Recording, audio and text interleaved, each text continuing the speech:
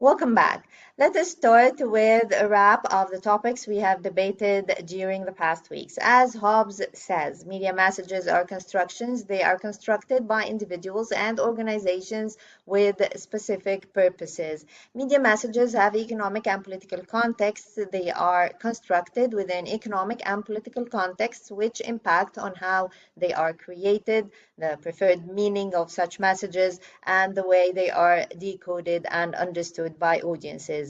Individuals negotiate meaning in media text. Audiences actively engage in the process of decoding meaning and of negotiating the meaning of these texts. We are interested how both the medium, as McLuhan explained it, and the content, as the board's spectacle, communicate messages and spread ideologies. To understand this communication, we need to understand our audiences. Initially, we theorized audiences as passive, like Laswell's hypodermic needle and Gerbner's cultivation theory, but now we consider active audiences explained by Stuart Hall's encoding and decoding as prosumers. Media tell stories. Stories are told as narratives, and so narrative is how the story is told. Narrative is also theorized as being character driven, as we have seen in Propp's characters. And as Thornemann Purvis said, narratives can inform versions of the past and have the power to shape how the present might be understood in relation to them. We also spoke of stereotypes. So, as Densei puts it, a stereotype is a biased assessment of a person, group, or idea. The term is applied typically to describe the expectations that people have of others according to their age, gender, physical appearance, ethnic group, race, or occupation. Stereotypes are oversimplified assessments applied as generalizations constituting a form of biased prejudgment. Oversimplified means there are no obstacles that people face to reach that representation, which is not true. It is not right or wrong, it is just oversimplified. Like, for example, if we look at the police representation in media as an institution, it is oversimplified because different people have different experiences with police. These stereotypes come from somewhere, and this somewhere is most likely the media. Images and myths and ideas around different people are fed to us by the media, and we develop stereotypical views based upon this. A very good example to that is how the police representation in media has changed during the events of January 2011 in Egypt, as narratives other than the institution being the protector of the people have been fed to audience by social media. Anytime a producer of a text tries to fix a meaning of a person or event, this will usually reveal viewpoints and bias, political or otherwise. Usually, newspaper attempt to demonize groups of people. However, anti-stereotypical representations also try to fix meanings too. So these groups of people who were demonized in some papers might be presented as heroic in others, like the case with Palestinians, which leads us to the understanding that not all stereotypes are bad. There are some good stereotypes, like the ones about heroes. They still count as stereotypes because they oversimplify the complexity of a human nature and they generalize that oversimplification over a group of people. This dynamic is what we call representation. As Webb puts it, we live immersed in representation. It is how we understand our environments and each other. It is also how we both are and how we understand ourselves. Representation is implicated in the process of me becoming me. We looked here at what it means to be male or female, a mother or a soldier. All these things we can see represented in the media, and last week we talked about semiotics. Roland Barthes was a French semiotician who was concerned with the myths implicit in society. Kidd says that he was interested in what is seen and what is understood at the level of myth. Barthes divided signs into denotations and connotations. The denotation of a sign is its literal meaning, like, for example, the apple denotes a red fruit. Denotations signify connotations, and connotation is the association of the denotation. For example, the denotation of an apple are intellect, good health, and maybe rich to some people. The interpretation is even different from one culture to the other. Like, for example, for American adults, the apple is a reference to education. These myths are not always easy to spot and so often go unchallenged, seeming to be intuitive, natural, consensual, and therein lies their power. Myth uses all suitable existing signs as its signifiers, not only written speech but also pictures, artistic representations, culture phenomena, etc., that already have some meaning but acquire some additional meaning when they are used as myths. So it is embedded in a way that is not easy to spot and expressed through various means, which makes it powerful. According to Barthes, many of these mythic elements have become so naturalized and widespread in media representation that we hardly see them any longer. We used an example of mythical speech from the cover of Paris Match, a black soldier giving the French salute. The denotative meaning is exactly this: a black soldier giving the French salute, that is expressed through the image of the soldier making a certain gesture. The connotative meaning is France is a great empire and all serve it without racial discrimination. There are many ways in which these messages can be expressed using many other culturally created icons, but this is one of them. Though the message seems now clear, we do not spot it directly because it is represented in so many other ways and always embedded in a media object. Keats said that myths such as the struggle for good over evil, the need for heroes, and the loss of women's innocence are a case in point things we encounter all of the time in film, TV, and advertising, which we can see obvious in the character of Captain America in the movie. He is representing everything the United States stands for, starting with the colors of the American flag in his outfit to his blonde hair and blue eyes. Being a super soldier represents power in both military and knowledge, science. As America, he acts in the name of defense and security rather than offense and empire. He is a patriot that is always willing to die for his country. So, by creating the myth of Captain America, the producers are sending a message what the US stands for as a country. So, myth clearly sends a message, and this is intentional by placing some cultural objects out of context. If we look at the photo on the current slide, it is from the movie Angel Has Fallen. It is an action thriller that is the third in the Fallen movie series. If we look at the photo, we will see the smoke, the main character on the front, Jared Butler as the Secret Service agent, and in the back, Morgan Freeman as the US President. If we analyze the photo here, we will see that Butler is representing the hero. He is seen as having integrity, being trustworthy, and also being very skilled. He's standing in front of the president as he's the protector not only of the president but of the country as well, which gives a sense of patriotism and self sacrifice. He's a Secret Service. He is expected to give his life to protect the nation and the president. All those same qualities are a representation of manhood too.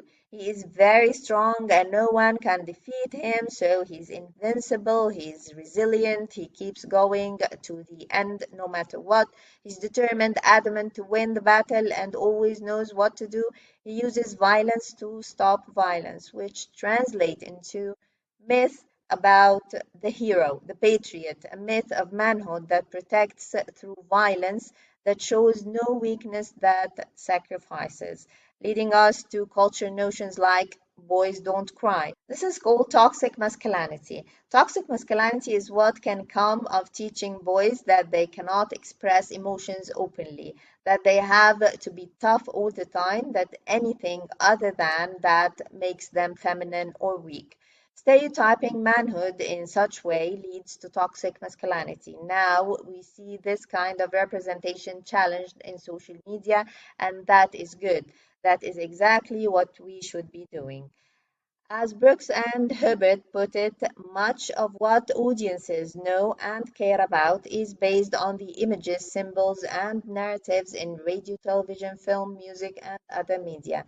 How individuals construct their social identities, how they come to understand what it means to be male, female, black, white, Asian, Latino, even rural or urban, is shaped by commodified texts produced by media for audiences that are increasingly segmented by the social constructions of race and gender.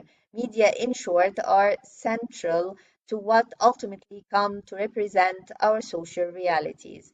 In developing these myths, these representations of people, things, ideas, concepts, ways of living and being, we often create binaries. Levi Strauss felt that culture is composed of hidden rules that give it meaning. According to Levi Strauss, uncovering these rules to understand its meaning can be done through the concept of binary opposition. He believed that all human thought works by thinking through binaries or opposites. In representing individuals and groups in certain ways, we create binaries, we create an other. The problem with the system of binary opposites is that it creates boundaries between groups of people and leads to prejudice and discrimination. One group may fear or consider the opposite group as a threat, referred to as the other. The use of binary opposition in literature is a system that authors use to explore differences between groups of individuals, such as cultural, class, or gender differences. Check the video named Killing Us Softly on Moodle. It is about the stereotypes made about women in advertising. The speaker in the video is Jean Kilbourne. Kilbourne is a public speaker, writer, filmmaker, and activist who is internationally recognized for her work on the image of women in advertising. In 1960, she began her exploration of the connection between advertising and several public health issues, including violence against women, eating disorders, and addiction, and launched a movement to promote media literacy to prevent these problems. A radical and original idea at the time, this approach is now mainstream and an integral part of most prevention programs.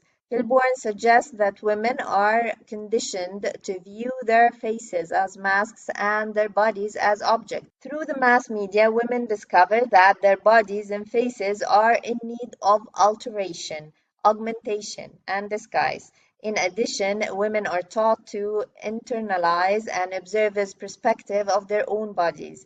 This phenomena is called objectification.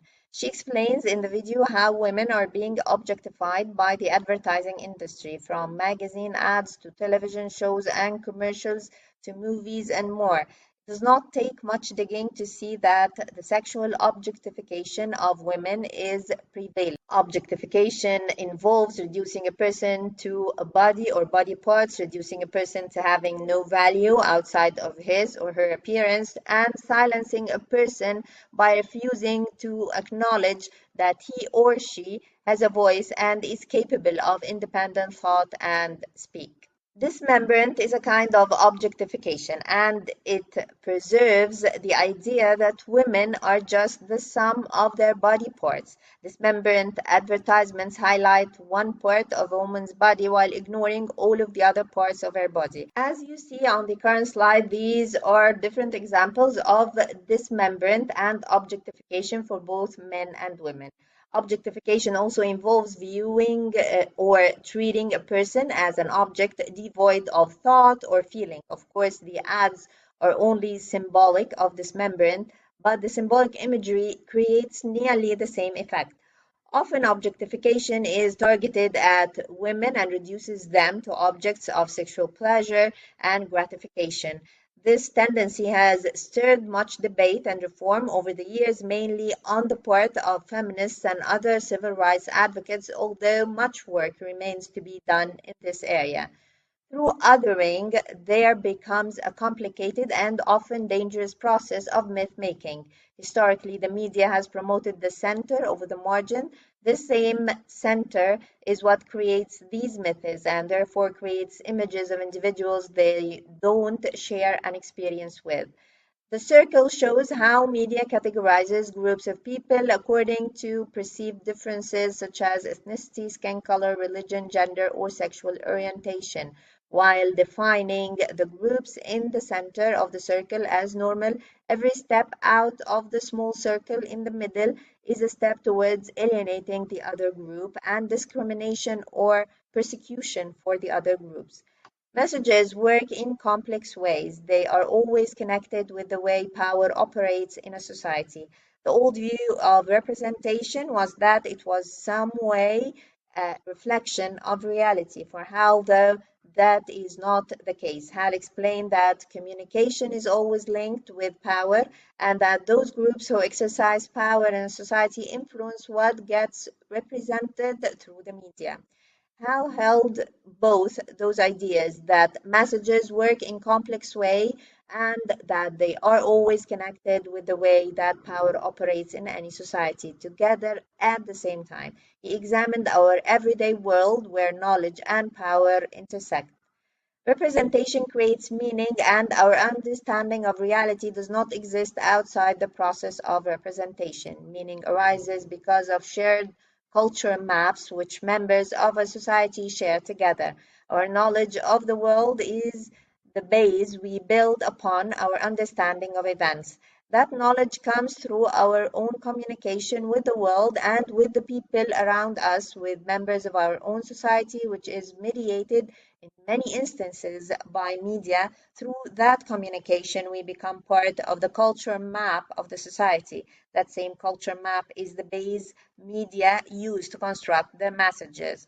This does not mean that there is no material reality. It means that meaning cannot be exchanged without representation, like, for example, language. So, what is power?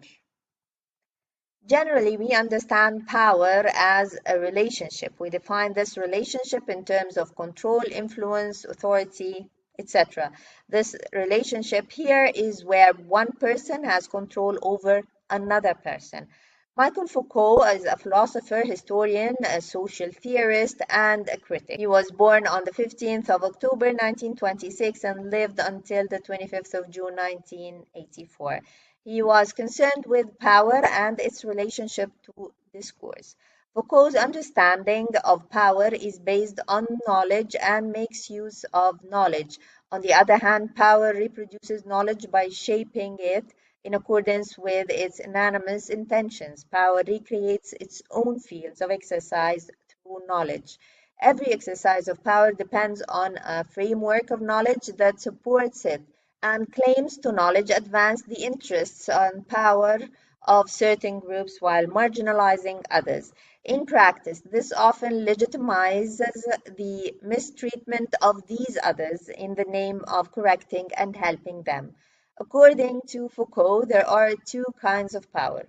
Repressive power, which forces us to do what we don't want to do. The best example to that is the police institution. They use power to push people to abide by the country's laws. And normalizing power is the power that makes us want to do what we have to do anyway. A good example would be if you're shopping in a mall or you're in a supermarket, you might think that you can just take something and leave without paying for it. You know that would be shoplifting, and because deep in your mind you know it is wrong and that is not the way you're expected to act, you never do it. This is how normalizing power works, and that makes media a force of normalizing power. For Foucault, power is not simply a repressive, law-like force that controls and prohibits. For Foucault, power is productive as well as repressive. Power does not just come from those in authority, it manifests itself in many different ways and from many different points at once. Power directs the transmission of knowledge and discourses and shapes our concepts and self image. His view is that everybody is subjected to power and it is not exercised by a few individuals. Foucault believes that people do not make organized, explicit decisions about social knowledge and publish them in journals. The determinants of the unconscious structures constituting the framework for the production of knowledge in a particular time and place must therefore be prevalent, governing all aspects of social practice and belief from the bottom up. For Foucault, the mechanism that does this is power. Foucault is one of the few writers on power who recognize that power is not just a negative, coercive, or repressive thing. that forces us to do things against our wishes, but can also be necessary, productive, and positive force in society. Foucault is primarily concerned with discourse when it comes to power. For Foucault, a discourse is an institutionalized way of speaking or writing about reality that defines what can be intelligibly thought and said about the world and what cannot. For example, in his book, The History of Sexuality, Foucault argued that a new discourse of sexuality had fundamentally changed the way we think about desire, pleasure, and our innermost selves. In Foucault's argument, discourses about sexuality did not discover some pre existing truth about human identity, but rather created it through practices of power or knowledge. In short, a discourse is how we talk about something. It is the knowledge we use to understand society. Discourse is the context and manner in which words and ideas are exchanged.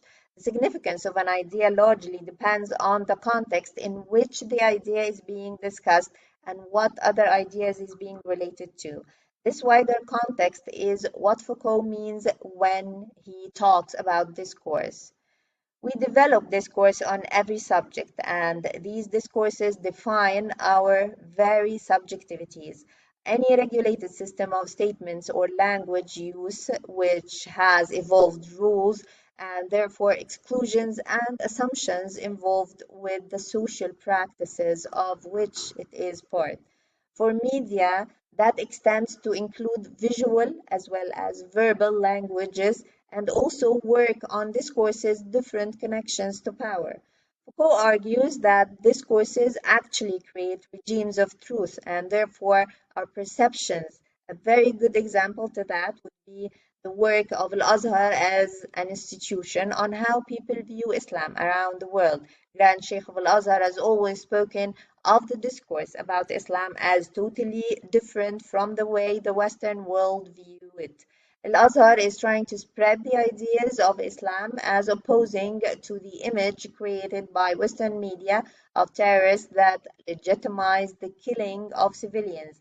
Al-Azhar work gave a voice to Muslims to rebel the Muslim terrorist stereotype. It gave them power. Discourse as a concept in media studies often explores the struggle for meaning at the level of words chosen for news reports, the phrasing of interviews, questions, the rules of the game, such as the language and other forms of associating an utterness to the hierarchical organization of society. Foucault says that where there is power, there is resistance, and yet this resistance is never in a position of exteriority in relation to power.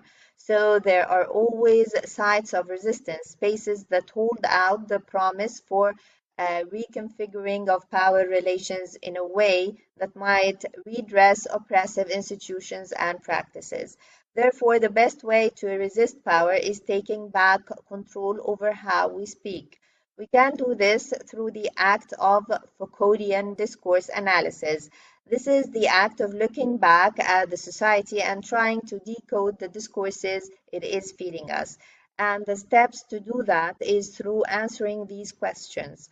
What is being represented here as a truth or as a norm? How is this constructed? What evidence is used? What is left out? What is foregrounded and backgrounded? What is made problematic and what is not? What alternative meanings or explanations are ignored? What is kept apart and what is joined together? What interests are being mobilized and served by this and what are not? How has this come to be? What identities, actions, practices are made possible and or desirable and or required by this way of thinking, talking, understanding? What are disallowed, what is normalized, and what is pathologized? Today's task, using the previous questions, conduct a thorough Foucauldian discourse analysis around any political topic, race, sex, class, gender, belief, ability. Discuss how this relates to your own narrative you've been working on for your essay. Thank you for listening. See you in class.